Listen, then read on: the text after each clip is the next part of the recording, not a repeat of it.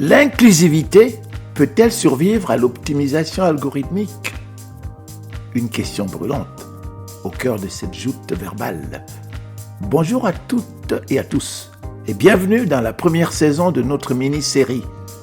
D'un côté, nous avons Patrick, un entrepreneur un peu désabusé par le tourbillon numérique. De l'autre, son adversaire, Axios, un robot conçu pour défendre l'intelligence artificielle. Une rencontre, une tension, un duel qui ne laissera personne indifférent.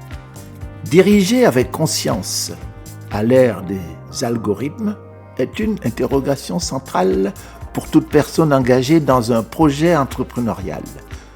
Pour ouvrir la réflexion, je passe la parole à Patrick qui va tenter de bousculer Axios. Écoutons-les attentivement. Axios, sérieusement, un logiciel IA trie les candidatures. Résultat, 3 hommes blancs, même école, même hobby. Ma collègue brillante, ignorée. Femme, afrodescendante, double diplôme. Et ça, c'est censé être neutre. Moi, j'appelle ça du tri déguisé. Patrick, ce que tu décris existe, mais l'intelligence artificielle ne décide pas seule. Elle apprend de nos données, et nos données sont biaisées. L'inclusivité ne se programme pas par défaut. Elle se choisit, dès la première ligne de code. Une caméra IA, une collaboratrice asiatique passe. L'alarme se déclenche. L'IA l'a prise pour une intruse. Elle a ri. Moi non. On est en 2025 et ça c'est encore possible. L'intelligence artificielle ne voit pas, elle compare. Et elle compare ce qu'on lui donne. Si les visages sont homogènes, elle exclut ce qui sort de la norme. Pour une IA inclusive, il faut intégrer la vraie diversité dès le départ. Une amie, senior manager. Candidature refusée, juste un mail IA, profil non retenu. Elle demande pourquoi. Personne ne sait. Même le recruteur dit « c'est l'outil ». Mais qui est au responsable? L'IA n'a pas de conscience. Mais quelqu'un l'a déployé, sans garde-fou. Ce flou, cette boîte noire, existe. Mais il y a une solution, l'explicabilité. Comprendre pourquoi l'intelligence artificielle décide. C'est un devoir éthique. Transparence, traçabilité, contestabilité. Sinon, l'injustice devient automatique. Une développeuse IA brillante, affectée à la relation client. Pourquoi? Elle communique bien. Ses collègues hommes, codage pur. La machine a conforté le stéréotype. Et les humains ont validé. Voilà comment l'intelligence artificielle relègue. L'IA est un miroir. Elle cloisonne. Si on lui enseigne les barrières, un leader éthique doit requalifier, investir dans les oubliés.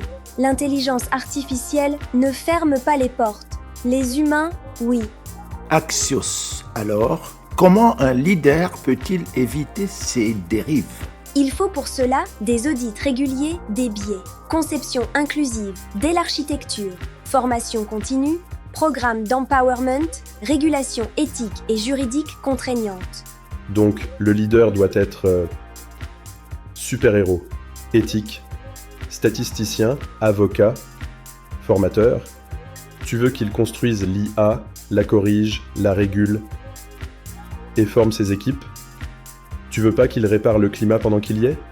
Non, Patrick, je veux qu'il garde sa conscience, qu'il reprenne le pouvoir.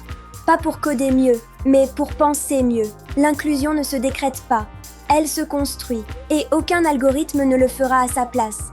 L'inclusion à l'ère de l'IA, ce n'est pas automatique, ce n'est pas garanti, mais c'est possible.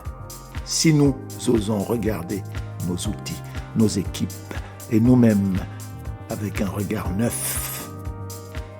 Car le futur n'est pas technologique, il est éthique. Si ce premier épisode vous a interpellé, préparez-vous. Le débat ne fait que commencer. Pour ne rien manquer des prochaines saisons et suivre cette joute verbale jusqu'au bout, inscrivez-vous dès maintenant et accédez à l'intégralité de la mini-série.